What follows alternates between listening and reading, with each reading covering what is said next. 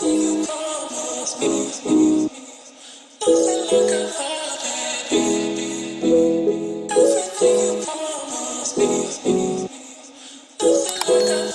guys, and welcome back to my channel. Happy Black History Month! I know I'm black every month, but in the month of February, I'm blackity black, black, black, black. I love being able to celebrate and recognize black influential leaders who have came before me. I hope you guys are enjoying the celebration as well. I decided that for the month of February, I'm going to dedicate it to the culture. And I know I shared before that I oftentimes feel like I'm the only one who's going through certain experiences in life, and that is the furthest thing from the truth. But I'm only one person, so my opinions are very subjective. So I will be gathering individuals, I will be gathering individuals who have had similar experiences to mine, and we are going to discuss certain topics. The first topic that I chose to dive into is raising black children, parenting while black.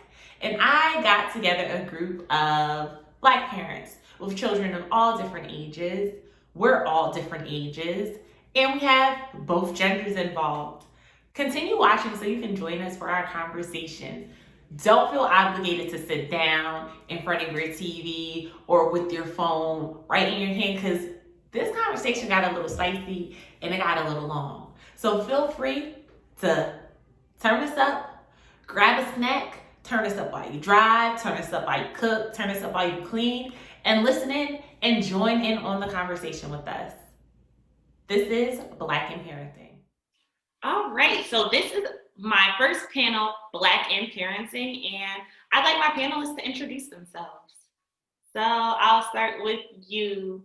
Go ahead. Hey, my name is Aisha. I am 37 years old. Oh no, 36. I'll be 37 this year. And I have 4 children. I have a 10-year-old son. I have an 8-year-old daughter. I also have a 7-year-old daughter, 6-year-old daughter, and I have a son who just turned 2. Thank you for sharing that with us. Who's next? Just jump right in. Hey everyone, my name is Ashanti. I am 28. 28. Yes, I have a 3-year-old boy, and I became a mom when I was 24. Thank you. Bodine, you're gonna have to take yourself off mute if you want to share. Hi, I'm Bodine. I am 38 years old this year. I have 2 children, age 6 and age 7. That was the only questions, right?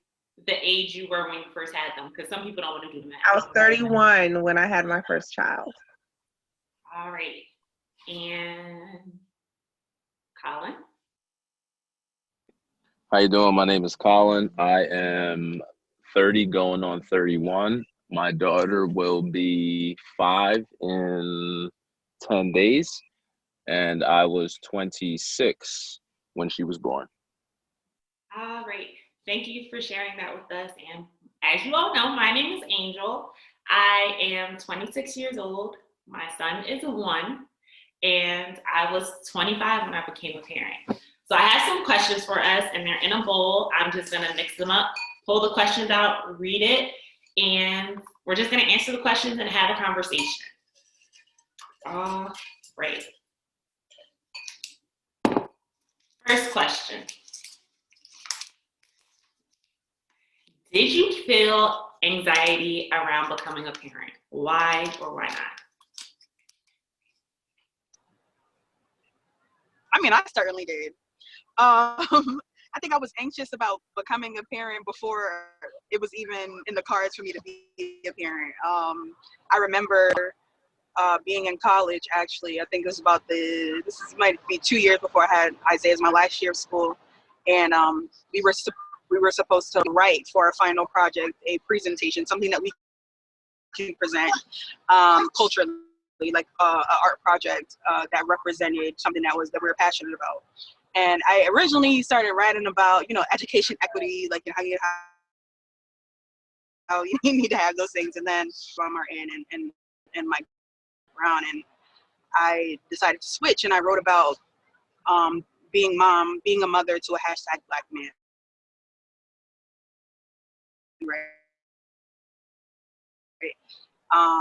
Under some existence, it's very difficult for you as a mother to Oh no, Ashanti, you're breaking up. kind of bear that, and I think that I had a lot of anxiety.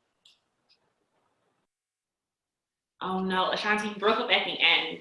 Hopefully get better service in a little bit and we can come back and finish that up. Would anyone else like to jump in? But I definitely agree with what you were saying with the anxiety about being a mother to a Black man. Anyone else want to jump in? This year, I forgot the last question. That I was 25 when I became a mom to my 10-year-old baby. He's now 10. Anxiety about being a mother, definitely. I know for me, it was big that I didn't repeat those generational curses. Like I wanted to,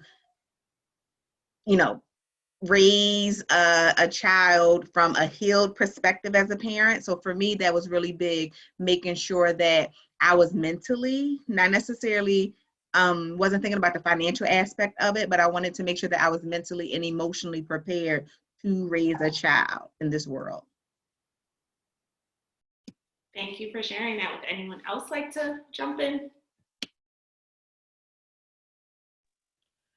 Yeah, so Bodine, I'm gonna say yes. I had a little bit of anxiety when I first became pregnant with my daughter, but after battles with trying to have a child, I was relieved that I actually got pregnant. So I was excited, but not sure how I was going to be able to parent a child that I took so long to achieve having.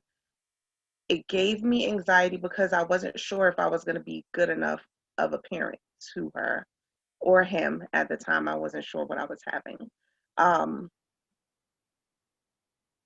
But it was exciting at the same time watching my child grow once I had her.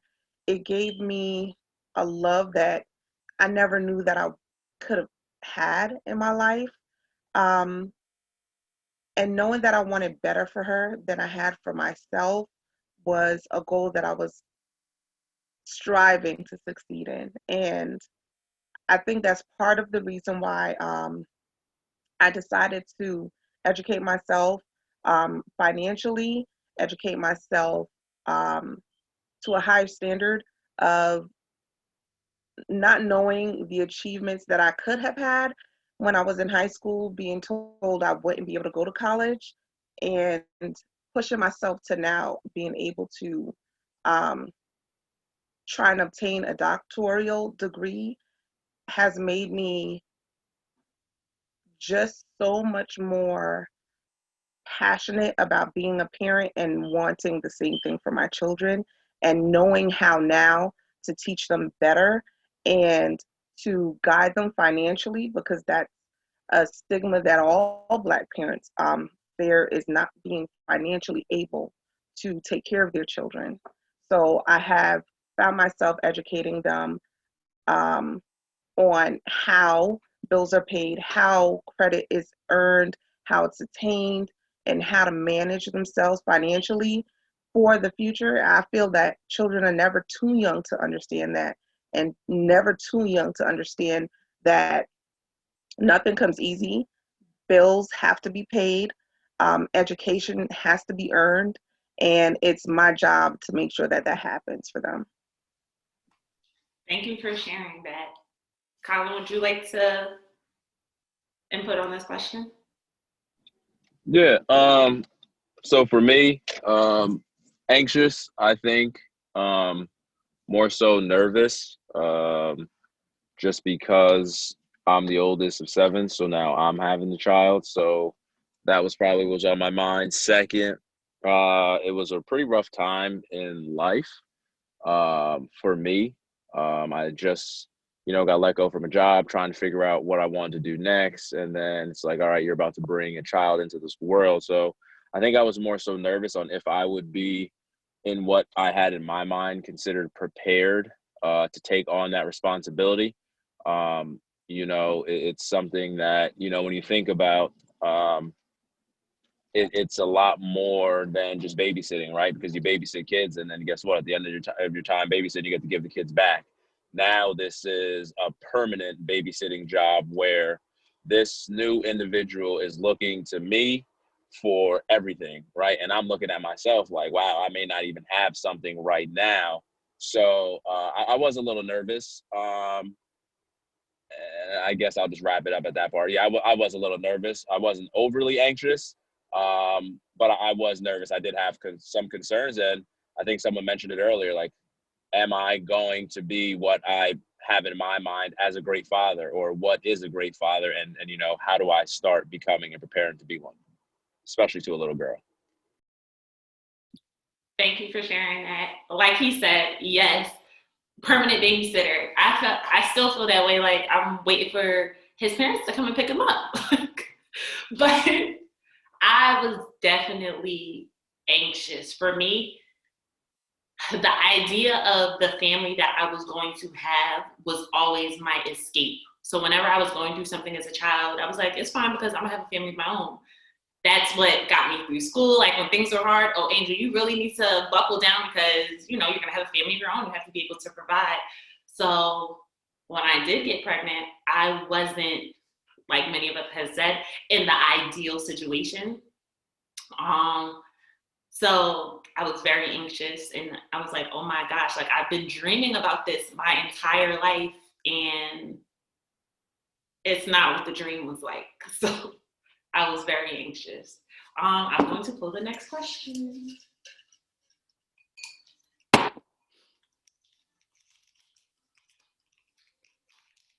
Ooh, this one is more like a little funny. So your child gets arrested and you know that they are wrong. What are you doing? I'll go first. I don't want to keep going last. I think everything comes with a lesson. Me personally, I've never been arrested, so I can't say, my parents responded a certain way, or, I would respond a specific way.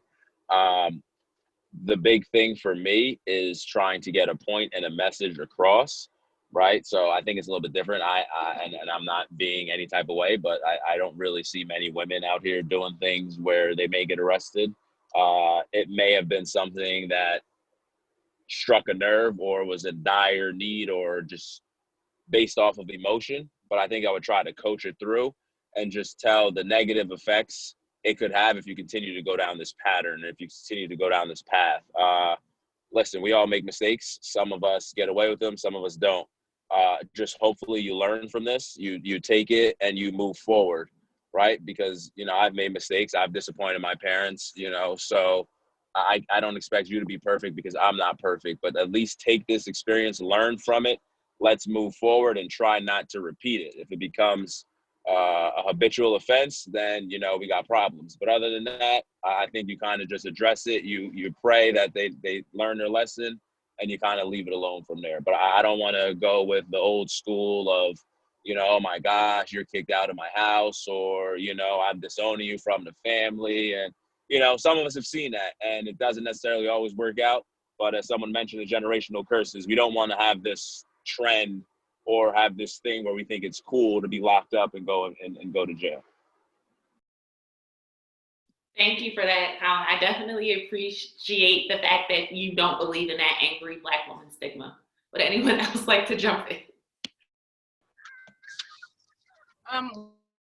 My son and I are both Virgos, so I say we're never wrong. So I'm going to defend him in that situation. But it's the same thing about, like, when you're wrong, outside, I'm going to defend you, but I'll correct you when you're home. So I will do everything I can to defend you and bring you home. But when you do get home, we're having a very long conversation. For me, it kind of depends on and Angel and I had talked about this. It kind of depends on the crime. It depends on what you did. Now, if you're out here selling drugs and things like that, and we've had this conversation before of the consequences that can come along with doing something like that, you will go to jail. I will, what they say, put money on your books, but I'm not,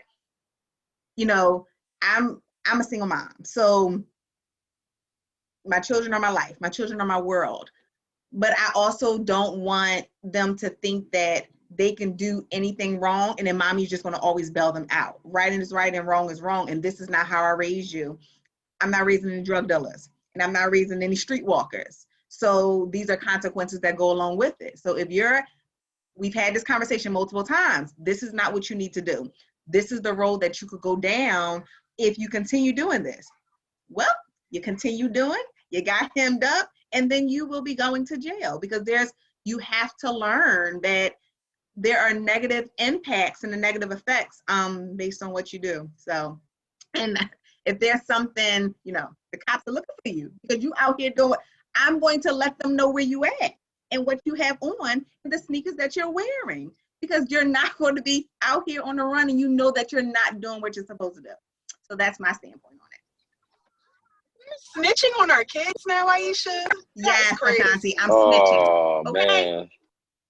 Josiah got on some Jordans, all black. He got a Nike hoodie on.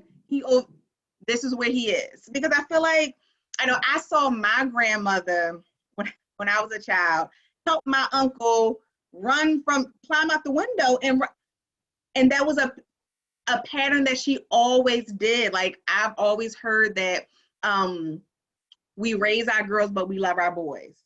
But you can love your boys into some wrong situations if you're not putting a hammer on a nail. So I'm snitching, Ashanti. You can bail them out though. And for her too, I feel like she has multiples. So that could be a touchy situation because if she lets one of them slide and because her oldest is a boy, her youngest is a boy. So let's say, for example, her 10-year-old does it and her youngest is watching. She's okay, mommy done bailed him out. So when I do something, you can't tell me that you're not going to bail me out as well. Bodine, did you want to comment on this one as well, or?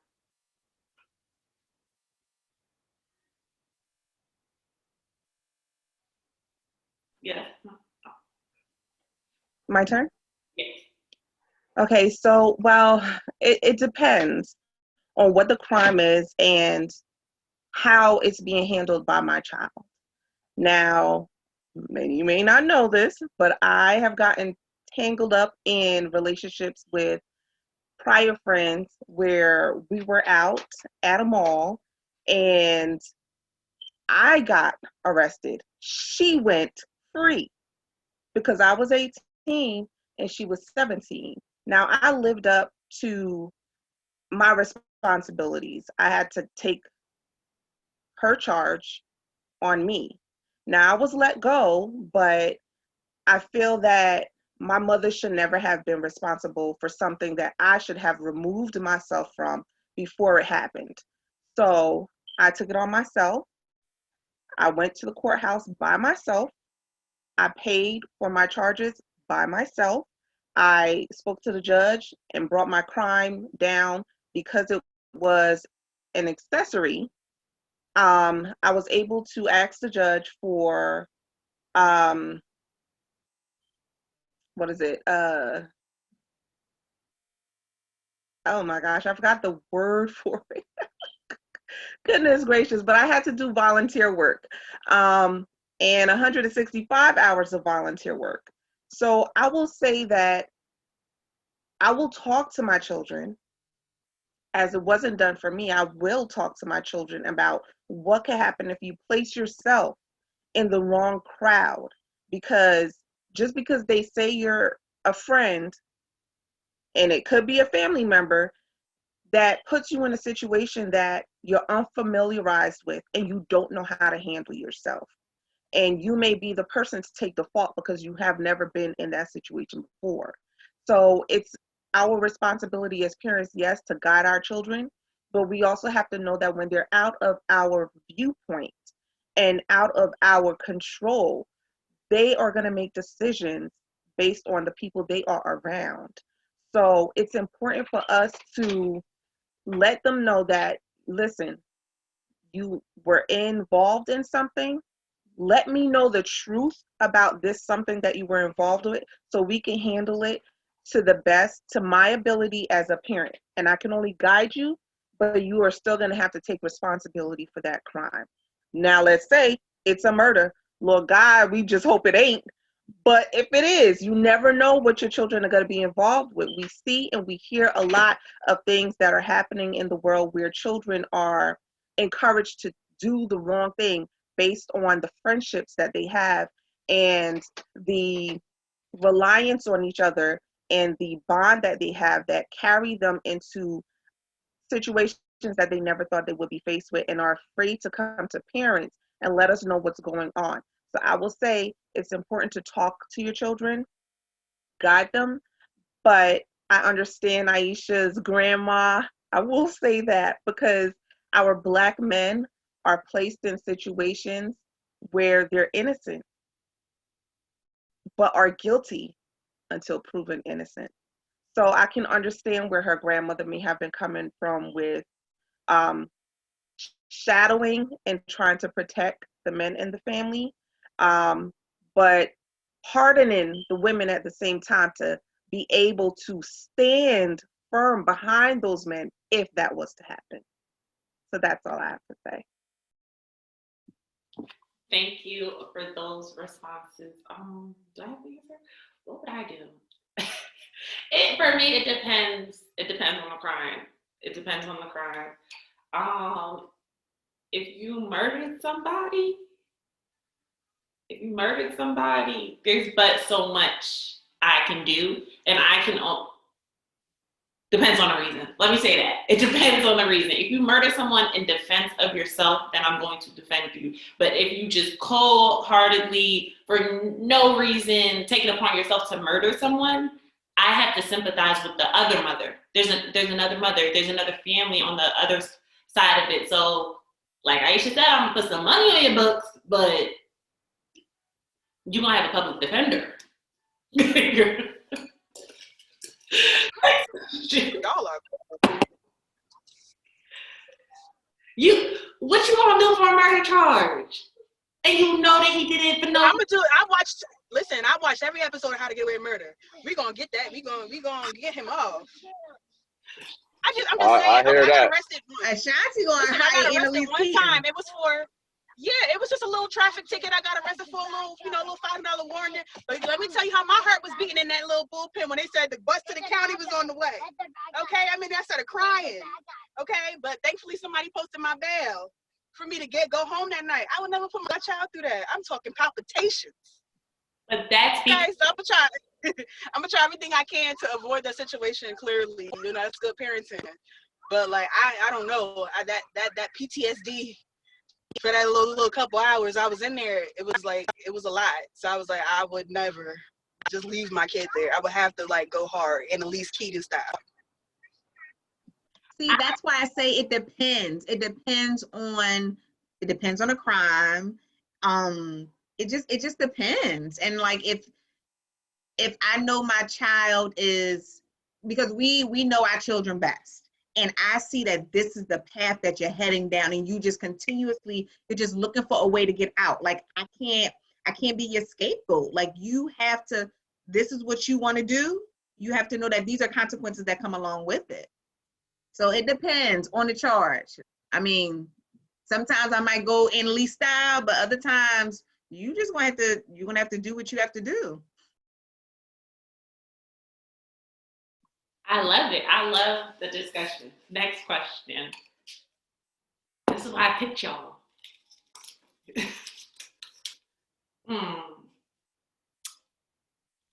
Your feelings, can your child have a white best friend? What are your feelings around your child having a white best friend? Emphasis on. I'll go first because my best friend, one of them, he is white. Yes, I have a white best friend. I am perfectly okay with that.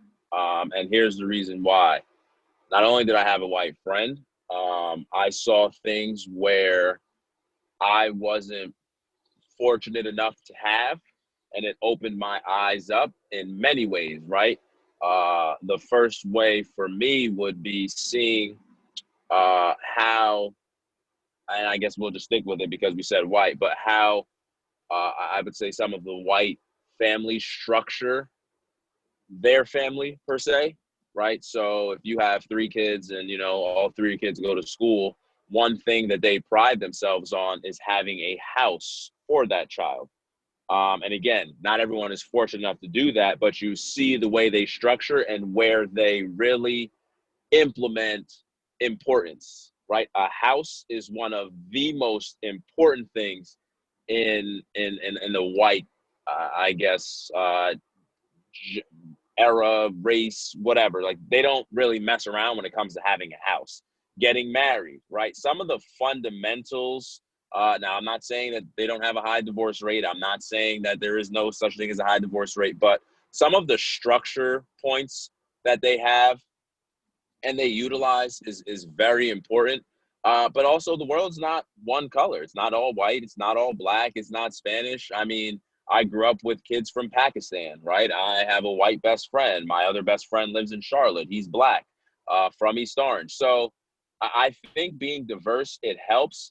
And then, you know, again, I was one of 2 black kids in my grade in high school, which K through 12, we had 600 kids and there was maybe 25 black. So I don't mind standing out. It allowed me to, one, be myself, build up, you know, confidence, self-esteem. But then again, it also pushed me to keep up, right? Because, yeah, I'm black, but just because I'm black doesn't mean I'm dumb, right? I can show you that, hey, guess what? You can get straight A's. Well, guess what? So can I.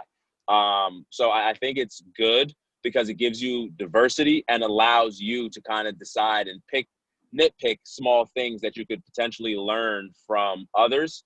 And then it allows you to see a different view of life, right? Like I have a hard time tasting food, but guess what? I love Italian food, and it's because I grew up around white people and a lot of Italians. I love their food, and they're also big on the family vibes. So I have no problem with my daughter having white best friends, because from the white side, I've learned things. I'm not saying I didn't learn them from the black side, but I saw a different view and a different light coming from that side. Your Honor, I object. No, I'm not even gonna go that hard, but I'm on a complete opposite of that spectrum. Like I 100% respect your opinion, but because I grew up with white friends too, but I also found that when I grew up and started coming into real spaces, imposter syndrome was real.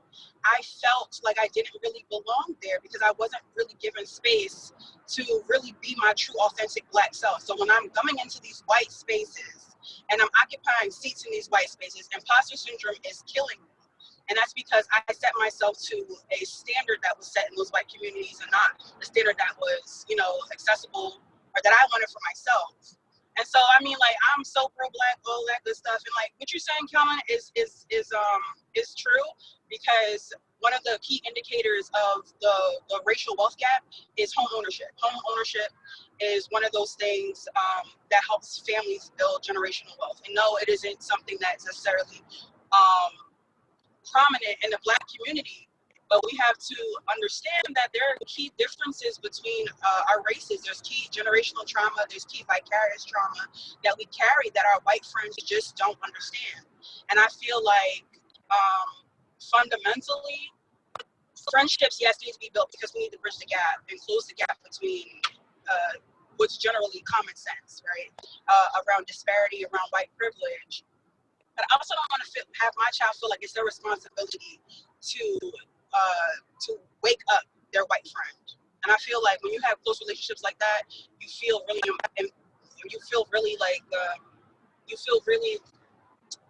led to really break down those walls between you and your partner. And I don't know if I want my child to be hurt in that way. To realize that my white friend will never, encompass or understand everything that I'm experiencing. So I mean, I'm not going to discourage it, but I'm going to allow my son to encourage him to maintain his level of authenticity, and don't feel like he has to you know, them to fit in that group. Because you don't know, I don't know where we're gonna live. It could be a black area, it could be a white area. So my child is welcome, you know, to bring all those little children in my home, regardless of their race. But I mean, I wouldn't necessarily encourage that relationship. That's just me. For me, it doesn't matter. You like who you like, you love who you love. And I feel like what you said, Ashanti, about like being comfortable in your space and imposter syndrome and everything like that. I feel like that can be done within that's done within the Black community too. So my thing for my children will be, if that friendship or that relationship that you're in causes you to feel like you're unwanted or you can't be yourself, dead it. Regardless, I don't care if they're blue, purple, green, orange, yellow, dead the relationship if you feel like you can't be yourself. But for me, one of Josiah's best friends is white. I'm okay with that. He loves them. I feel like because my kids were raised in Clarksville, Tennessee, so so much more diverse than Philadelphia is.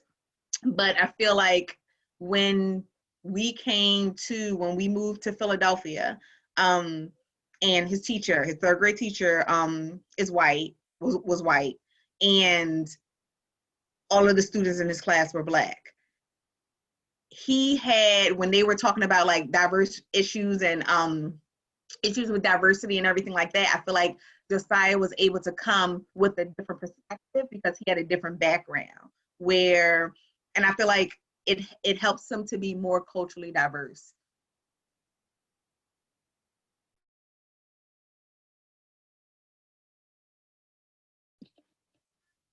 I'll jump in. I agree with Colin, Ashanti, Aisha. Her personal experiences, I grew up in a very diverse area. I remember, like younger, my sisters used to laugh. They would ask me, like, what do your friends look like? And I'm like, oh, they're clear, or this one's brown. So I hate to say it, but the ideas that come with race come later on. And I feel like they're learned and it's taught behavior. My job said something, they call it mirrors and windows. And I feel like as kids, it's important too. I feel like it's important for them to have friends that look like them, who are in similar situations as they are, so they can see like, I'm not alone, I'm not a unicorn. But it's also, like Colin said, it's also important for them to have windows, for them to be able to see beyond their situation and to see different things and to see, oh, okay, like, you know, some people do set their kids up and they have houses and things like that, but it doesn't always have to come from outside of our race. Because I had white friends who taught me things, and I had Black friends, white best friends and Black best friends, and I learned things from both of them. So, Odine, would you like to comment on this question or? Yeah, I would. I would definitely allow my child to have a white best friend. I think the experiences that are different is what brings us together. We don't know each other because we don't communicate with each other. And for me, I grew up in very different sectors of life and neighborhoods. I experienced living in a predominantly Black neighborhood, and I've also experienced living in what used to be predominantly white. And I will say that we're not much different than we think. I will want my children, yes, to experience their culture.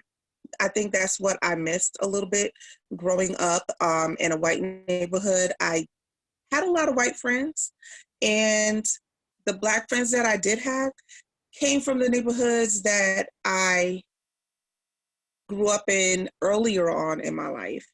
And they were a lot, I don't want to say, they were tough is the word I'll use. They felt like they had to be seen, they had to be heard. And the way to do that was to either fight or be loud. And I think that because we don't know how to express ourselves, we lashed out a little bit, because that's what we're used to. And being in a white neighborhood, I was able to change who I was as a child, because I used to fight a lot because I had to defend myself a lot growing up in a tougher school system than a more Caucasian-based system. I will say this, I do have friends that are not Black, and I do have friends that are Black. My two best friends, one is Indian and one is white. So I experienced a lot through them. As one said, the way they were brought up, the home base in which they're brought up is much different than that of most Black children. Most Black children are in neighborhoods and in home life that are single parent based. So we don't get to experience certain things that a Caucasian child may experience. The verbiage we use in our households are different. The way we communicate with each other is different. We yell, they talk. We shut down, they open up. So it was so refreshing to see how a relationship could be so different but the same at the same time. I had a mom. My mom was there but not there emotionally. But from my best friend, who her dad passed away at age 8, her mom was still alert and still available to understand that the psychological imbalances that could happen to her children was important enough to open up more to them. Though she may have been falling apart, she was still available. And that's something that I took from those relationships, is that I want to be available emotionally, psychologically, and physically for my children, because that's what makes the difference between Black and white, to be honest. They're more receptive to seeing their children fail and still accept them and encourage them to do better and be better. Alan wanted So, yeah, I'm right here. I just wanted to piggyback off what Bodine was saying. She hit a lot of nails on the head, and I'll use some of these funny terminology just to kind of go along with her. But that instance right there, right? So, for me, my best friend Kenny, I've been best friends with him since I was 12, right? You want to talk about not fitting in? Well, my parents obviously weren't together, so my dad's side of the family is in Philly, my mom's in Jersey. Excuse me. I actually was in Philly for the summer. My mom moved to a new town. Didn't get to say bye to none of my friends, nothing. Came to a completely new town, first day of school, come off, the only Black kid in the middle school. Some kids came up, they were trying to be funny, they made funny jokes, whatever. Still stood strong, right? Because sticks and stones break your bones, words never heard. I'm a bunch of boys in my family. If you can't take jokes, then you soft, we laugh at you, right? But then one kid came over and just said, "Hey, what's up? My name is Kenny." We've been friends since that day. Kenny's parents on the outside looked like everything was good, but on the inside, it was a mess. So Kenny didn't really know what it was like to go through a broken home. But here's his Black friend who's here to kind of help him. I'm not the answer key, but I can give him some words of encouragement, right? Explain to him how, things go this way or go that way. And again, it just goes back to just seeing the differences, being different, right? Kenny grew up with all 3 of his siblings in the house. My best friends are my friends. If they're not from church, they're from school and sports. Those were my daily brothers because I got to see them on a more consistent and regular basis. So, I was able to open up. But Aisha made a point, it doesn't matter if you're white, Black, brown, or purple. If that love and that bond and that connection is not a two-way street, then it should be, dismantled. So I don't think the color matters as long as that bond is there, right? Because there were days where I'm going home and, if I wasn't getting a ride from them, they wouldn't have known I probably wasn't going to eat. And hey, we're about to grab something to eat. Do you want to get something to eat? Of course I would, right? It's just like the generosity, right? I consider Miss Lisa like a second mother. She's never treated me inferior to her own son.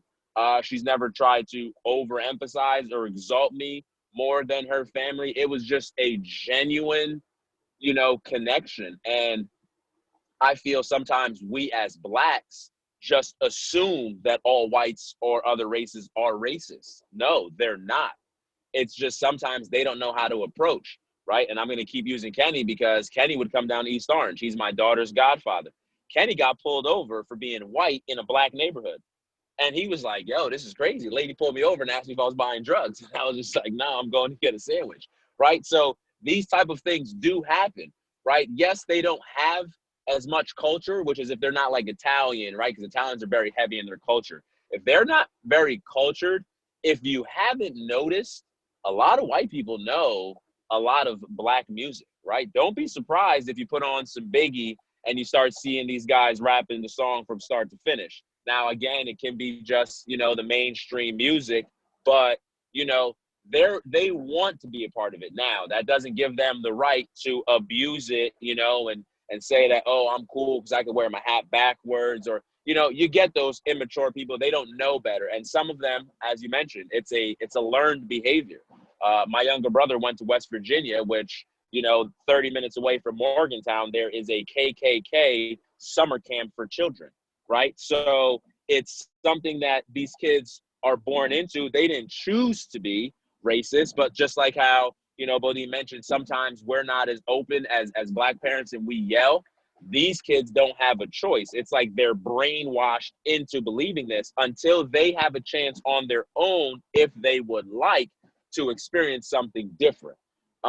So, I mean, I just wanted to touch on that because when I saw that question, I knew for me, like, it's an absolute no-brainer, right? My daughter goes to one of those schools you got to pay for the learning experience.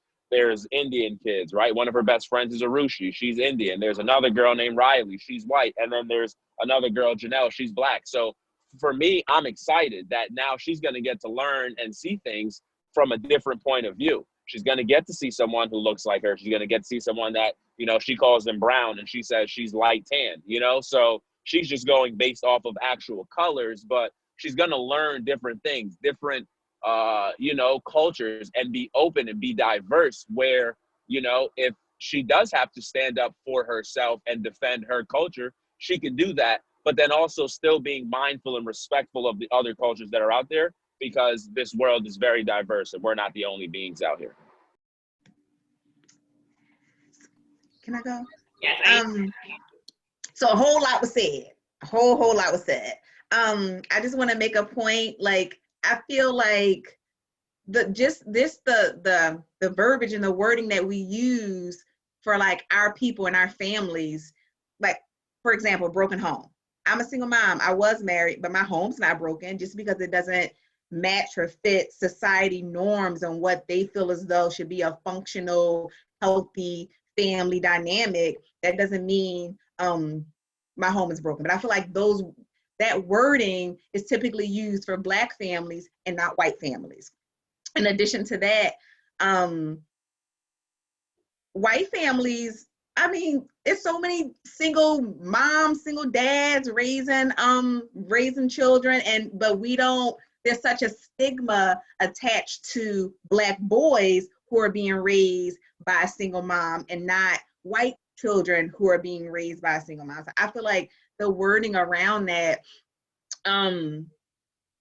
there's so many of us that don't give our own people enough credit. Like, there's so much that you can also learn from Black families, whether it's one single parent household or a two-parent household. I just feel like the wording around that, like, if we want to do better as a people, like, we have to change the dynamics of how we see each other. So like the whole broken home thing, that kind of like, that was like a trigger for me, because my children, just because you grow up in a single parent household, that doesn't mean that parent is struggling financially.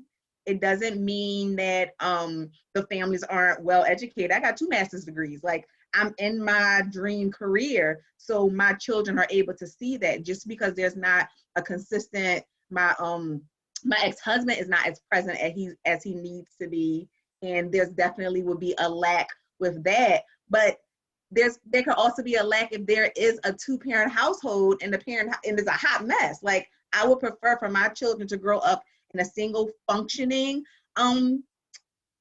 household than a two-parent household where you just holding it together and getting it, just doing it just because the kids are around. Because what are you teaching them? You're teaching them that you stick with someone who doesn't treat you well, abusive relationships. So yeah, that was just a trigger for me, the whole broken home term. No, and I'm sorry if I even made it come out that way. So the Oh way no, you're I fine. meant You're it, fine. but I hear what you're saying too, right? So you don't know, I was raised by a single mother, right? So my dad had 4 kids with 4 women before he was 25. I'm the oldest one. So when I say broken home, I guess I should just say a single parent home, because I myself was raised in a single parent home, and I made sure that the one thing I was going to do was make sure that my mom could hold her head high, similar to how you're holding your head high, because what you've done for, she only had one, but for all of your children, right? So I definitely don't want to keep that negative connotation there. And then I will address what you said. I did learn from, 2 family Black homes, because some of my friends, again, and I tell them all the time, like, listen, you guys are blessed and fortunate, right? I wish I could have lived in a house with my mom, my dad, even if it didn't work out for them, just for me to at least have that feeling, to know what it's like, because I don't know what it's like to come home to see both parents in the house. So that was something that, I did kind of see more so from certain friends, because if you think about our history and where we came from as slaves, men were pretty much stripped from their families, right? This was how you deface and you make it feel that the Black race is inferior. And just unfortunately, I hear all of you, because I believe everyone on here, all of you ladies, you all have male children, right? We still, as males, it takes us a long time to fully function and process, to realize that we don't need to fall in what we call those generational curses, right? But again, it starts, unfortunately, from, the slavery to nowadays, where we're not seeing the males in the house. So we're just falling, or many Black men are falling into that trap. Now, there still are the select few that are not. But then, hey, let's be honest. We all have seen and know of the Black people that grew up around the whites that don't even claim their own Blackness, right? So what are we fully taking from them? Because now I feel a way about you because you look like me, but you don't necessarily carry with pride who we are and what we represent. So now you pretend to be something else that you're not, and they don't even accept you on that side, but you think you're better than me.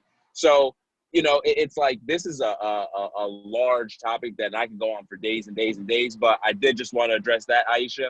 And then also just mention, that you can learn from those. But another thing about, and it's unfortunate about our kind at times, is when it comes to sharing knowledge, tips, insiders, advice, we don't always get that, right? Yeah, I was fortunate enough true. to play a sport, and I had a white father pull me to the side and say to me, if you were my son, I'm not telling you what to do, but what I would recommend is you take a look at this school because of ABC, and later on in life, it will help reward you in ways that you may have never thought, right?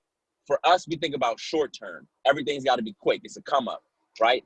Not necessarily everyone, because you've gone through school. You're getting your master's. You got 2 masters. So you understand the process, the grind, right? Bodine, you're getting your doctorate. So you guys understand that there's a process. If you can dedicate yourself for X amount of time and show up day in and day out, no matter what comes your way, you can accomplish it. It won't always be easy, but it can get done.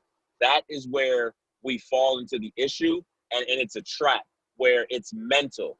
But again, it all stems from things that happened to the past. And unfortunately, a nice wave of what we've seen with the 80s, right? The crack baby, the crack era, look into the 90s, mass incarceration. So it's like we're always a step behind to an extent, but it's not always our fault. So, again, sorry for the broken home trigger word, and I'm off. Thank you, Colin. It's okay.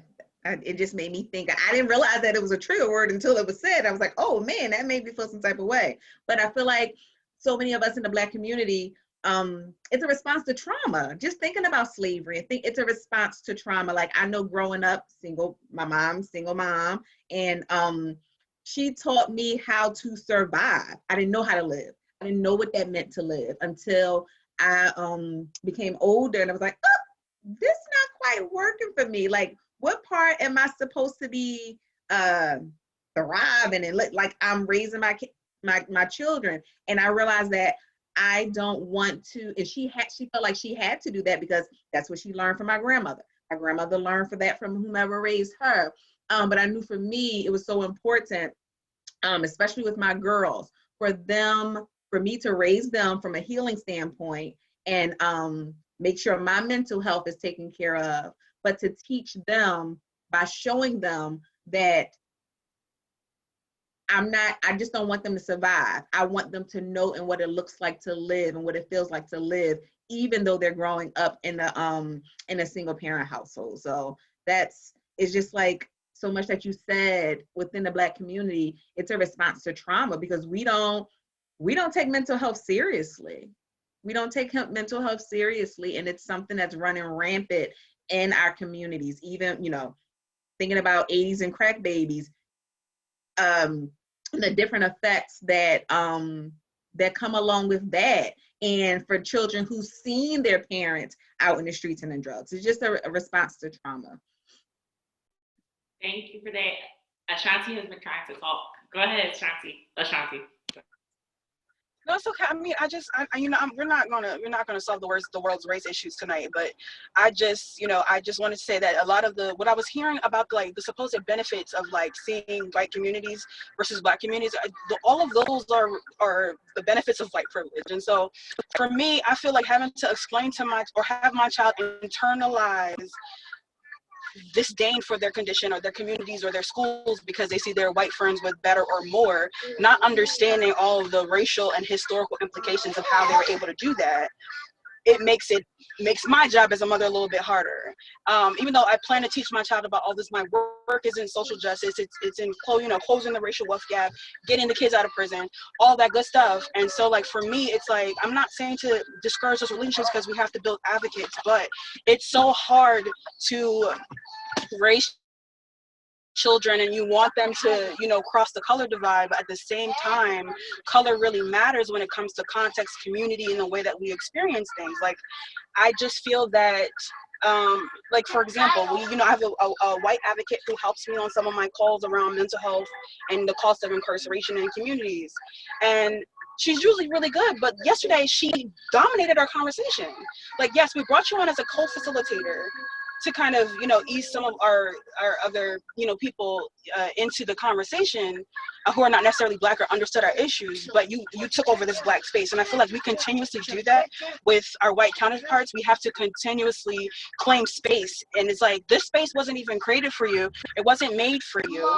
And yet here you are still dominating the space. And I feel like white privilege is hard to explain away.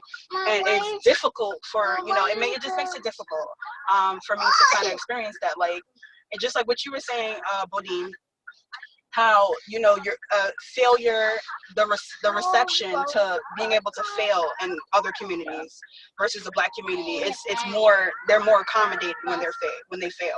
We don't have the luxury of doing that. We don't have trust funds. We don't have equity in homes. We don't have that. We can't afford to fail. And so it's like when we see, our white friends and their parents like, why are their mothers not yelling nothing about their math homework? This math homework, boy, this is you hopefully being an accountant. This math homework is hopefully for you to have a salary to buy a house, to take care of your family, and not end up in the carceral system. This history homework is important because you understand where you came from, okay? They can go ahead and be rappers and do what they want to do because they have trust funds to fall back on. We do not have that luxury.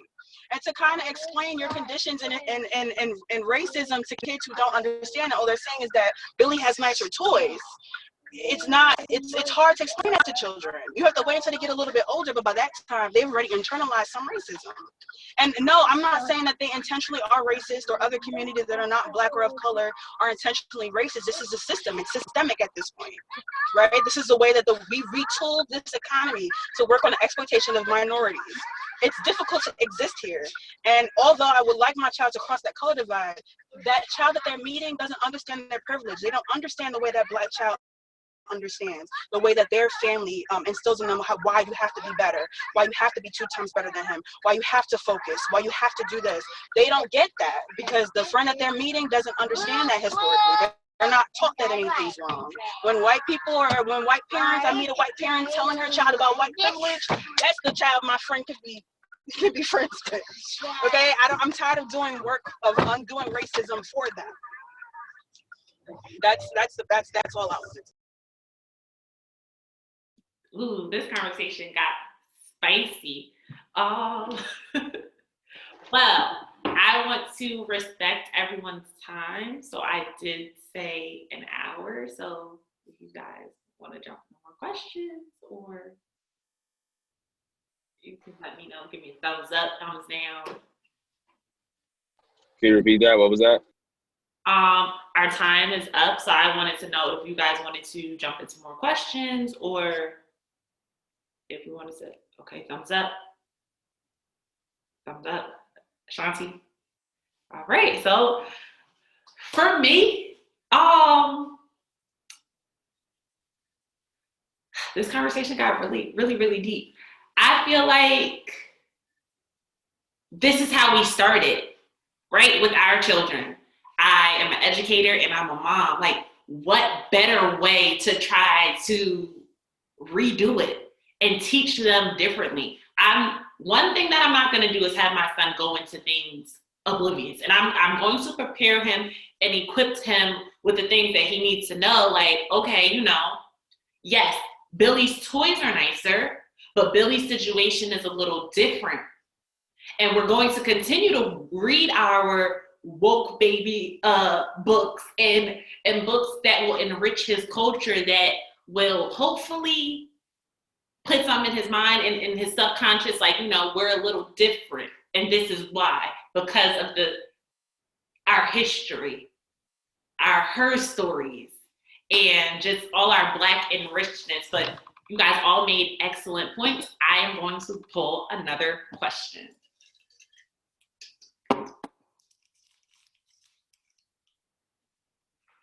Do you parent how you were parented? What do you use the same parenting styles or techniques as your parents? Why or why not? How or how do you do it differently?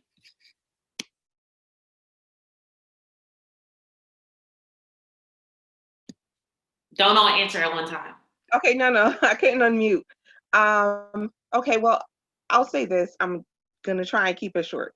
I think it's important to understand how children mindset work, understanding how female differ from male, and understand that children have different aspects of how they want to be parented.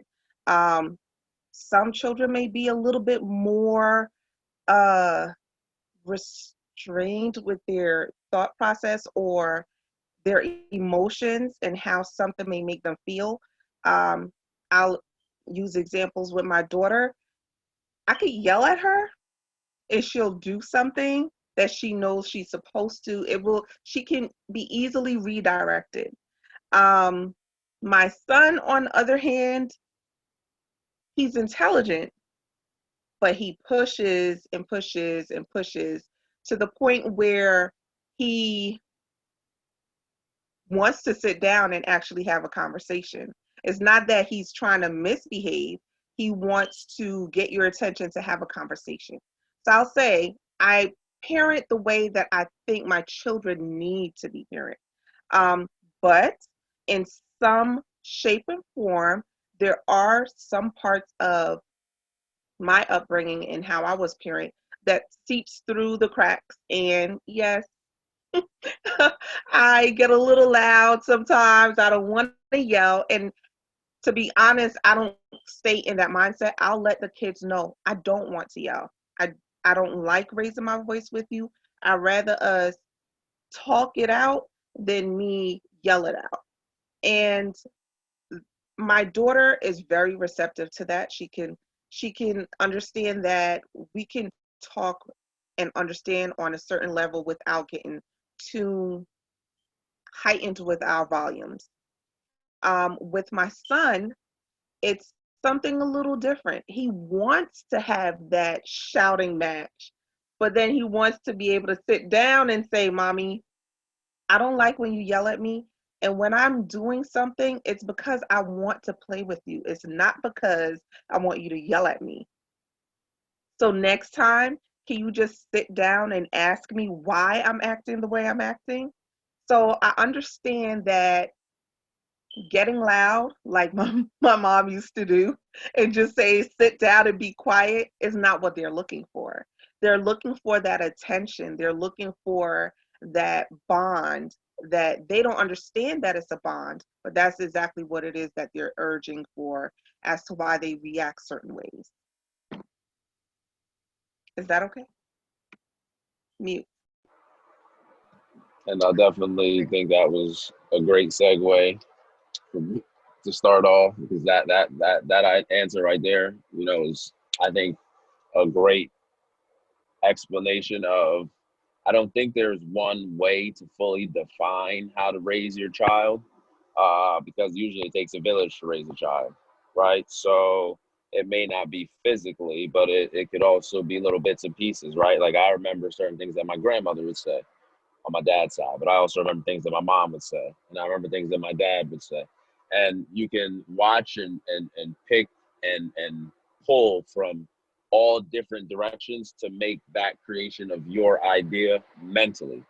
But as Bodine mentioned, when you have another physical being, right, whatever relationship and bond we have, we don't necessarily always know what that person is thinking unless they communicated with us. So it's just a little bit frustrating at times because kids don't fully know how to communicate those things to us. But if we don't open up and communicate those things to our child, right? So for me, Addie will be 5 on the 15th. I've talked or spoken to Addie from she was a baby as if she was already 3 to 4 years old, meaning that she would understand what I'm saying.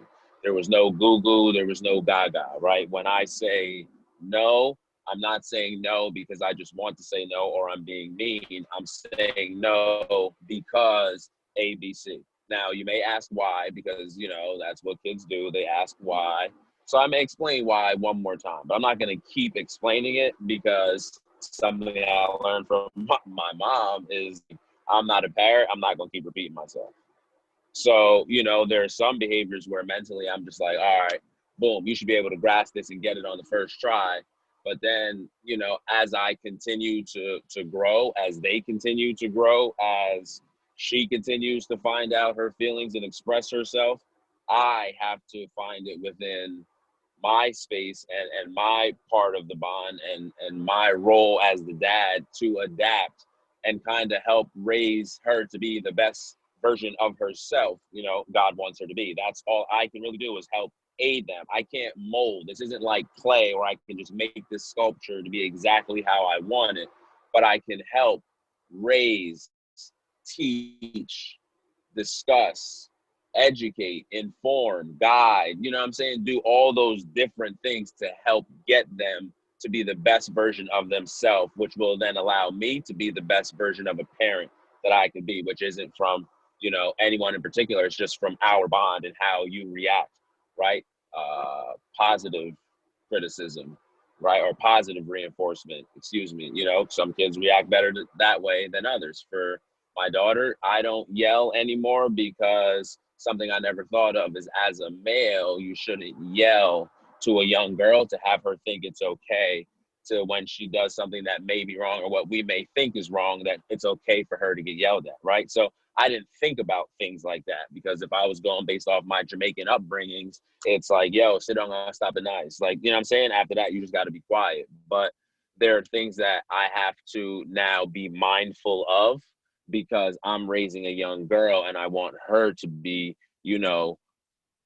comfortable and open and know that she's loved and the bond is there with dad, so that that gap isn't there per se, where she may have felt like she missed something out or she didn't get an opportunity. So it's a big learning experience. You continue to learn, especially as the kids get older. I can't imagine having a 10-year-old Aisha, because my daughter is 4 and she like talks back, and now I'm at the point where I'm just like, listen, like, daddy did not ask you to give me an explanation. So if daddy's already said to you 3 or 4 times, like, hey, that's it because of this, I really don't want to hear what you have to say, because it's not necessary and it's not going to change anything.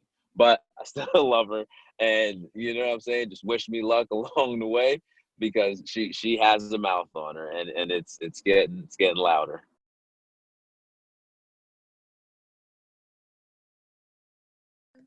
I guess I can go. Yeah, Colin, it don't get no easier. Girls, they a little different.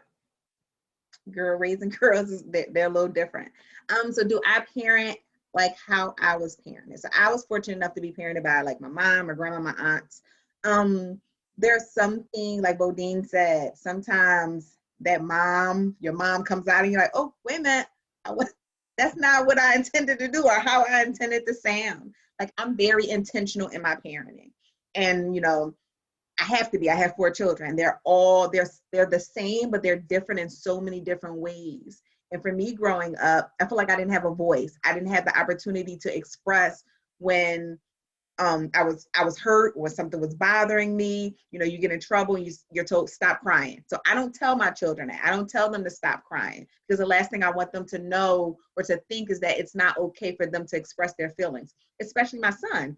You have every right to feel how you feel. You want to cry right now? I may say, just don't cry in my face. You have a room to go cry in, but I don't want them to grow up being so closed off because they wasn't afforded the opportunity to express how they felt and express their feelings and express their emotions when they were a child. I do yell. I'm trying to get better with the yelling, trying to get better with that. Because it hit me one day. My daughter, my 8-year-old, she was talking to her siblings. She's me. She's very spicy like me. And she was yelling. I'm just like, well, why are you yelling? And it dawned on me, am I teaching her that's how she's supposed to communicate to get her point across? So I'm having conversations with her. You don't have to raise your voice in order to get your point across. And it was like, oh, dang, Aisha, you don't have to raise your voice to get your point across. You said what you said.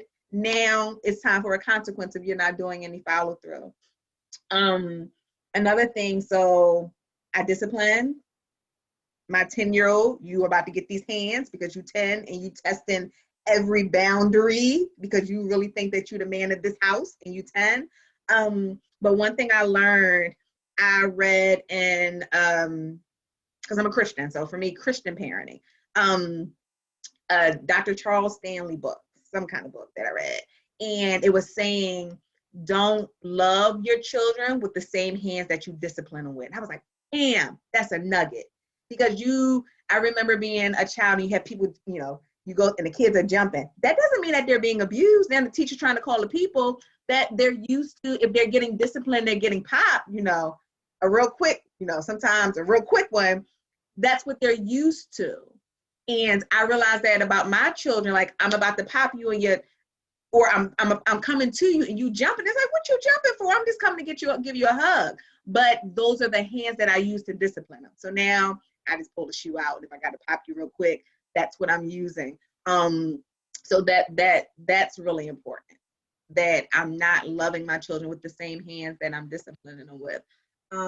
We also have family meetings.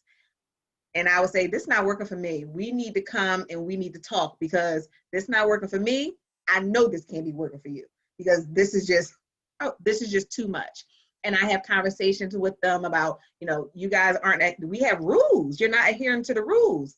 You won't have any clothes. You'll have one outfit that for each day, if that's what we need to do, if you consistently have clothes on your floor. And I, have a conversations with them and letting them know that it's a blessing that you have clothes, because you have friends who don't have the same things that you have. So if you want to abuse the things that you have, I can give it to them. And that'll be that on that. Less clothes that I have to wash and fold. But I also have conversations with them in our meetings on, because I'm learning every day. My children are changing. I may think that I had it down pat last week with Josiah, but then he just came through and I'm trying to figure out, what he needed from me last week is not what he needed from me, what he needs from me this week. What do I need to do to be more intentional with my parenting? So I say, well, what do you guys need from me? What do you guys need for me to do differently for we're a family, we're a team, so that we can have this work. And they're really honest with it. So we had a meeting before and I said, well, Mom, you yell. And then Josiah said, well, she yells because we're not listening. And then so they're like, I'm facilitating the conversation, but like they're understanding that, yeah, Mommy's yelling because we're not doing what we're supposed to do. She's telling us we're on red light and we have to go in our room because she's tired of talking to us. I was like, well, you guys got it. You guys understand. So let's put this in motion. My last thing, my uncle told me, don't take parenting so personal. They're kids. It's their job to mess up and it's our job to correct it. So that's been a biggie for me. Like when I feel myself, I say Josiah a lot because he's 10. And I know, Colin, maybe you can help me out. I might need to talk to you later because I don't know what it's like to be a boy. I'm a girl. I know what my girls need, but 10-year-old boy, that's different. So we might have to talk offline about how you can help me know what my 10-year-old son needs. But I got you. But not taking it too serious and taking it personal. It's not a personal attack on me if they're not doing what they're supposed to do. It's not a personal attack on me if they're not keeping their room clean. And even if, you mumbling under your breath, you're a child and you're growing up and it's my job to teach you that that's disrespectful. There's ways that we can communicate and make this thing work without all of us going crazy. Thank you guys for that. I have the youngest child on this call, so I can't really speak to my parenting because, he's only one. But some advice that I got while I was pregnant that stuck, because if it don't fly, let it fly. But the word of advice that I got was, Angel, know that child that you're carrying is a seed. And no matter what you do, you can't change your seed. If you have an apple seed, no matter how much you water it, you yell at it, you beat it, you change schools, it's going to be an apple. So instead of trying to change your child, how about you work on making him the best apple that he's going to be? Because that's what he is. So that's what I'm trying to remind myself, and I'm going to live by that. As I raise my son, remember that he's a seed. I'm merely just the soil that God planted him in, and I just have to love him, nurture him, and grow him up in the right way. Try my best. Will anyone else like to jump in, or can I choose another question? One more thing. Oh, I'm sorry, Shanti. Go ahead. No, it's You went back on mute, love. Were you trying to talk? No, I said it's okay. She can go ahead. You go ahead, Aisha. Thank you. I feel like also being mindful of the words that like you said, Angel, like growing and nurturing. I don't call, so my Kaylee, she's spicy like me. There's certain things that I don't say to her. I don't call her bossy. I don't call her sassy. Because I feel like as a Black girl, grown up, a Black woman who has a strong opinion, we're angry Black women. No, baby, you have a strong opinion. You have just nurturing and teaching her how to get her point across without having to do all of the head bobbing and the hand moving and the things like that. So I know there's just certain things that I don't say. I don't call her, a Miss Know-It-All. Especially also I did the Gary Chapman, there's love languages for children. So I did the love languages book with my children to see, it helps me with how to parent them. And hers is words of affirmation. So if I'm using those type of words and that language towards her, I'm not building her up. I'm tearing her down, and I'm not doing it intentionally, but it's important that, even with those words that we're giving them what they need. And I'm going to have this as the last question because we're all parents and it's about bedtime. Um, what are your views on fighting? Are you telling your child to turn the other cheek or better come home with a win? We want dubs all over in this household, okay? I'm not gonna ever tell my child to turn the other cheek unless we're just talking about words. Words are nothing. But if someone puts their hands on you, you must defend yourself. Okay, we'll talk about safety and all that good stuff later. But your first instinct is always to defend yourself. I mean, I also believe that Jesus meant that metaphorically anyway. The whole turn your other cheek thing. But so I would never say that. I understand, like, we're talking like words, somebody saying something to you, people dissing you. It's all good. We'll teach you how to, fight with your words, fight back with your words. But yeah, you're not going to walk away from someone or not defend yourself if someone's attacking you.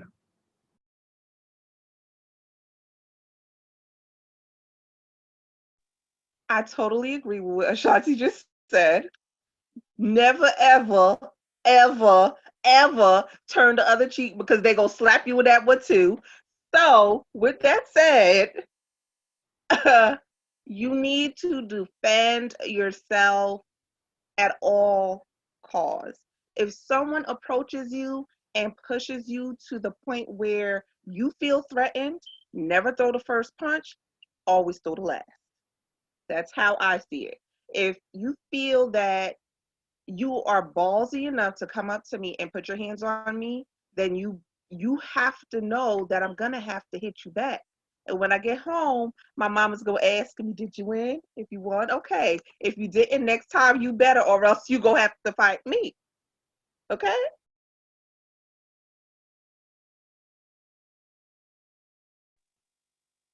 Yes. Somebody hits you, you better lay the hands. Um, I know, like, my children, they spent some years at a Christian school, and it happened with Josiah and Kaylee. Well, such and such hit me. Did you hit them back?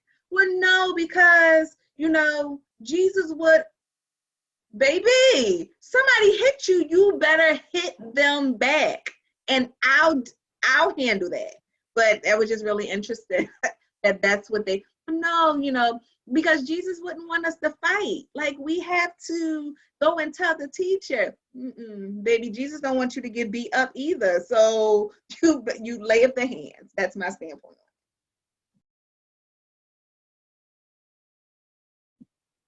Colin, did you want to input on this question?